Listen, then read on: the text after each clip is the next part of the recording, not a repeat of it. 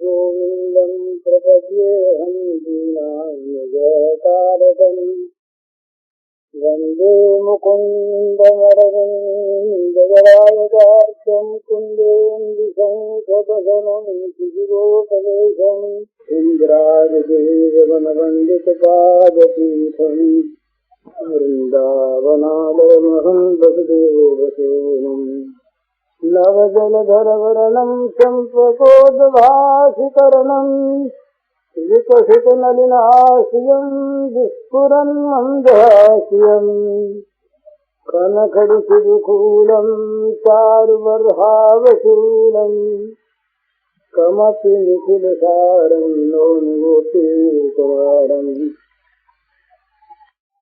वंशीविभूषितकरान्नवनीराभात् पीताम्बराधरुणबिम्बफलाधरोष्ठात् पूर्णेन्दुसुन्दरमुखादरविन्दनेत्रात् कृष्णात् परं किमपि तत्त्वमहं न जाने ध्यानाध्यासवशीकृतेर्मनसा तन्निर्गुणं निष्क्रियम् ज्योतिकिञ्चनयोगिनो यदि परं पश्यन्ति ते अस्माकं तु तदेव लोचनचमत्काराय भूयाचिरम् कालिन्दी पुलिनेषु यत्किमपि तन्नीलं मूढावति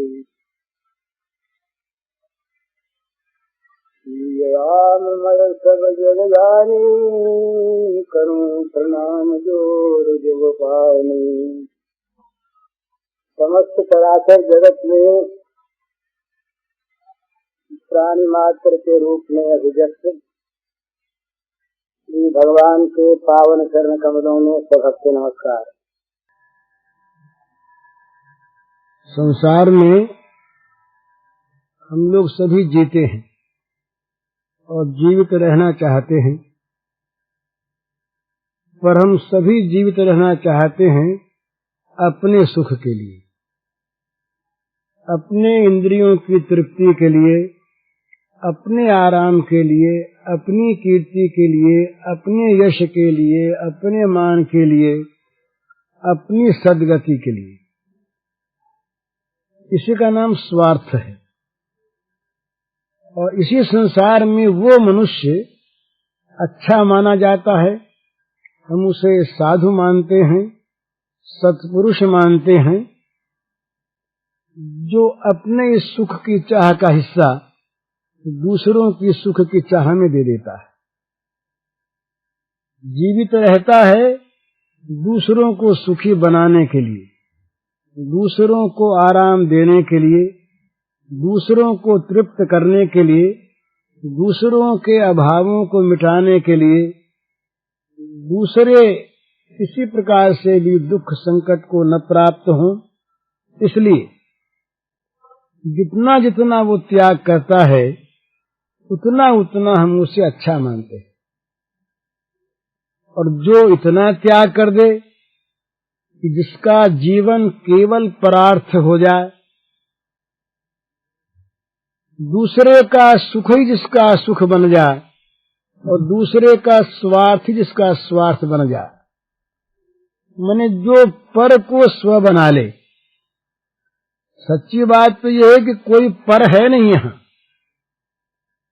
सारे के सारे जितने भी प्राणी हैं वे सब के सब आत्म स्वरूप हैं या सब के सब भगवत स्वरूप हैं, परंतु मोहवश ये बात समझ में नहीं आती। तो पहले संतों ने कहा कि भाई मन में गौरव मानकर, अपने को परोपकारी मानकर ही परोपकार करो। यद्यपि परोपकारी मानना अपने को उचित नहीं है, ठीक नहीं है, पर किसी प्रकार से भी दूसरे के उपकार में, दूसरे के सुख में, दूसरे के लाभ में अपना लाभ मानना सीखो, उसमें सुखी होना सीखो। तो जितना जितना मनुष्य इस मार्ग में आगे बढ़ता है उतना उतना उसे अपने सुख का, अपने संचित स्वार्थ का त्याग करना पड़ता है। और जितना जितना उसका त्याग बढ़ता है उतना उतना ही जगत में सुख बढ़ता है और उसे शांति मिलती है। त्यागात् शांतिरनंतरम। हम शांति सब चाहते हैं, पर शांति चाहते हैं अपने इंद्रियों को तृप्त करके, ये शांति मिलने के नहीं। न काम कामी।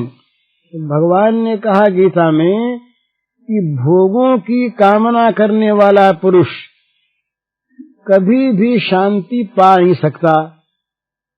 उसको तो नित्य नई कामना लगी रहेगी, उसके स्वार्थ का नित्य नया रूप बनता रहेगा, सामने आता रहेगा, और जितनी ही उसके कामना की पूर्ति होगी उतना ही कामना का विस्तार होगा। ये नियम है, बुझे न काम अग्नि तुलसी, कहूं विषय भोग बहु घीते। जैसे आग में घी और ईंधन डालते जाओ, आग बुझती नहीं, भड़कती है। इसी प्रकार से कामना की पूर्ति से कामना की आग बुझती नहीं, बढ़ती है। जितना जितना हम कामना को पूर्ण करने का प्रयत्न करेंगे उतनी उतनी हमारी कामना का विस्तार होगा, और जितना कामना का विस्तार होगा उतनी ही अशांति और दुख बढ़ेगा। ये एक बिल्कुल सिद्धांत है, इसे चाहे कोई पहले स्वीकार न करे, पर सत्य तो सत्य रहता है, स्वीकार करना पड़ता है जब भोग सामने आता है। तो इसलिए ये कहा कि भाई पर को स्व बनाओ। जिसको दूसरा मानते हो उसको अपना मानो, जिसको दूसरे का स्वार्थ मानते हो उसको अपना स्वार्थ मानो। और जैसे अपने स्वार्थ की सिद्धि के लिए, अपने स्वार्थ की पूर्ति के लिए, अपनी कामना को पूर्ण करने के लिए उत्साह से, उल्लास से, प्रयत्न से, भीतर के मन से काम करते हो, उसी प्रकार उसके स्वार्थ की सिद्धि के लिए काम करो। ये जो परार्थ जीवन है ये साधु जीवन है, ये सेवा का जीवन है। ये इसको अपनी भाषा में कहें तो ये याज्ञिक का जीवन है, यज्ञ करने वाले का जीवन है।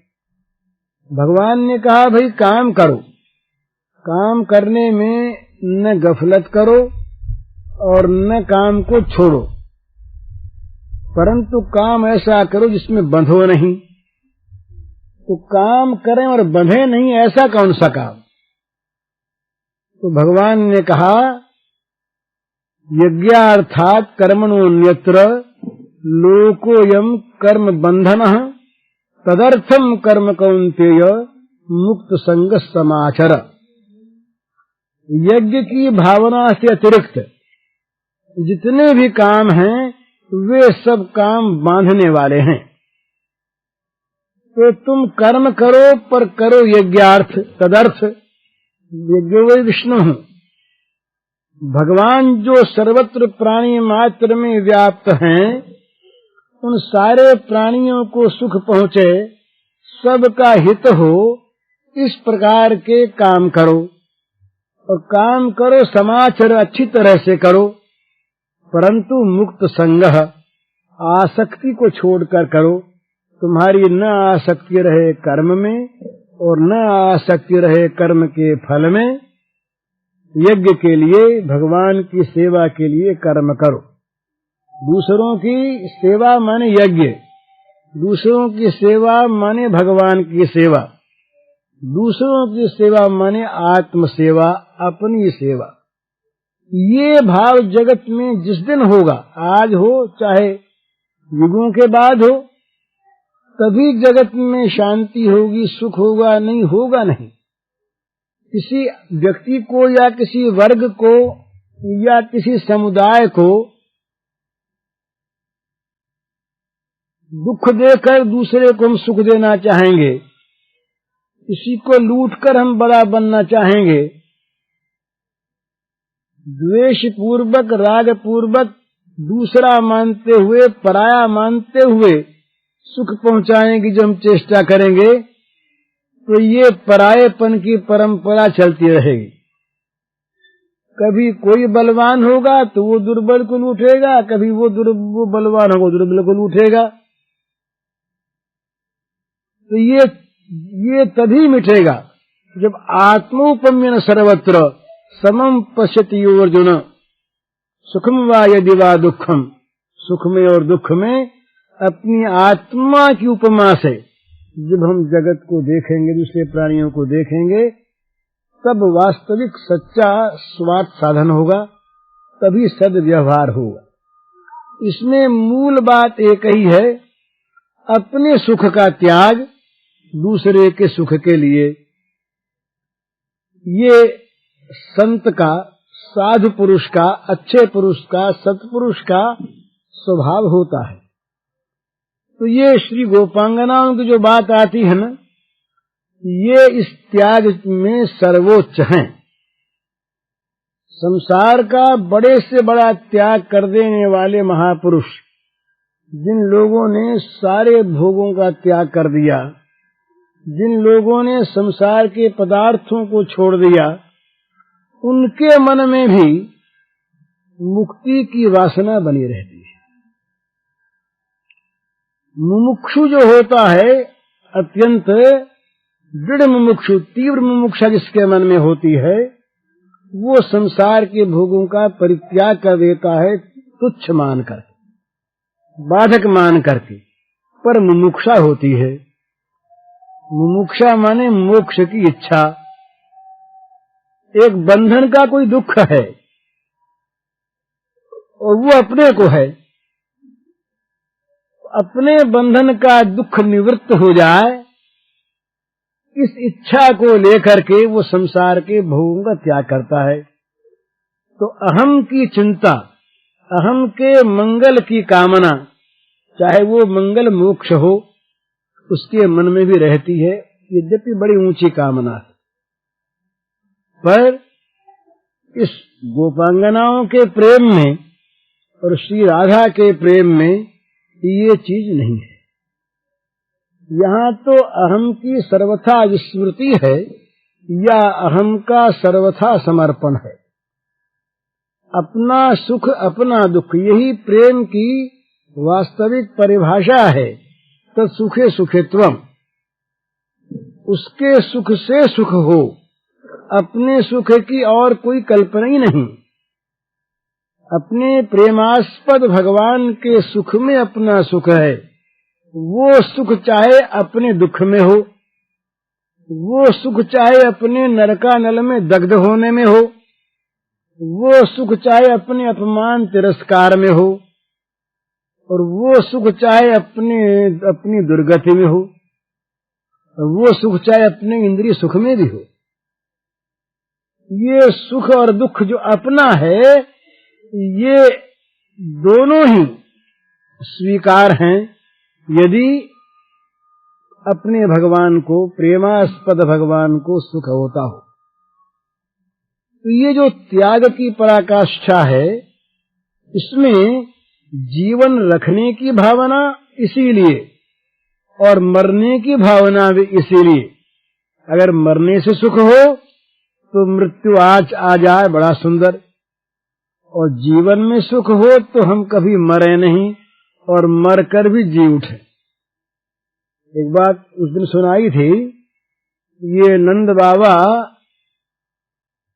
श्री कृष्ण और बलराम को मथुरा में छोड़ करके आ गए। जब ये कंस को कर देने गए और वहां श्री कृष्ण बलराम साथ गए, धनुष यज्ञ हुआ, उसमें कंस मारा गया। उसके बाद वसुदेव देव की छूट गए जेल से और श्री कृष्ण बलराम वहां रह गए। ये वहां पर सारी चीजें हुई। पीछे से यशोदा मैया बड़ी व्याकुल। यशोदा मैया श्याम सुंदर के बिना, अपनी नीलमणि के बिना रह न सके। रात दिन वो जागें, रात दिन खाना पीना बंद, बड़ी आकुल था।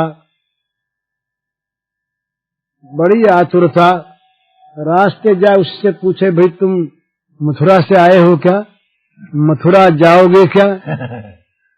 तो लोगों ने उस रास्ते से निकलना बंद कर दिया यशोदा के भय से कि वो तंग करेगी बुढ़िया। ये दशा, तो वो पल पल में प्रतीक्षा करे, अब आते होंगे, अब आते होंगे। जरा सी कोई आवाज सुनाई दे, मानो रथ आया है।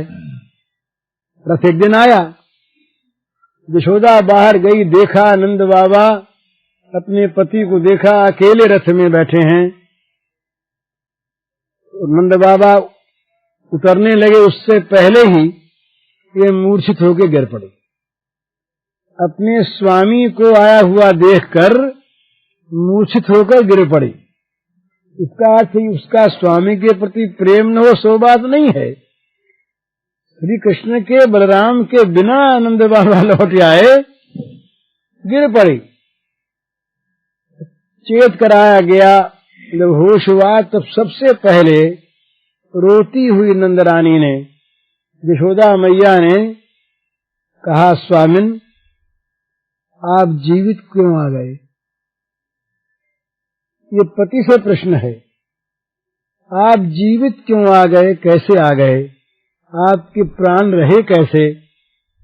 मैंने सुना सुमंत राम सीता को वन में छोड़ आए और इस समाचार को सुनकर दशरथ ने प्राण त्याग कर दिए। समाचार को सुनकर, और आप स्वयं जाकर श्री कृष्ण को छोड़ आए, श्याम सुंदर को वहां पर, और आपके प्राण लौट आए। मेरे प्राण तो वहीं निकल गए होते जिस समय कन्हैया ने कहा बाबा मैं यहीं रह जाऊं। लेकिन जब मेरे प्राण छटपटाने लगे, मैं व्याकुल हो गया, तो कन्हैया मेरी गोद में आ बैठा और बोला, बाबा बाबा तू जा, और मैं थोड़े ही दिनों में जल्दी आऊंगा। अब मैं मरता कैसे? मैं अगर वहां प्राण त्याग कर दूं और कन्हैया कल को आवे और मैं न मिलूं, तो मेरा कन्हैया कितना रोवे। यशोदा इसलिए मेरे प्राण रह गए, नहीं तो प्राण नहीं रहते। ये ब्रज का बड़ा सुंदर भाव, अपने प्राणों का रखना भी इसलिए कि प्रियतम को सुख हो, अपने प्राणों का परित्याग भी इसलिए कि प्रियतम को सुख हो। न प्राणों के रखने में मोह है, न प्राणों के जाने में चिंता है। अगर प्राण जाने में सुख हो तो तैयार हैं वो अपने प्राणों को देकर अपने प्रियतम को सुखी बनाने के लिए। उनका तो यही स्वभाव है, इस प्रेम का स्वभाव है अपने प्रियतम प्रेमास्पद को सुखी बनाते रहना। ये जीवन है, ये जीवन का स्वभाव है, ये जीवन का स्वरूप है। न कोई तर्क है, न कोई बुद्धि कौशल है, न कोई किसी से विवाद है, न अपने को ऊंचा सिद्ध करने की कोई चेष्टा है, न अपने को साधक मानना है, न भक्त मानना है, न प्रेमी मानना है। ये तो एक इस प्रकार की बड़ी दिव्य सुंदर आसक्ति है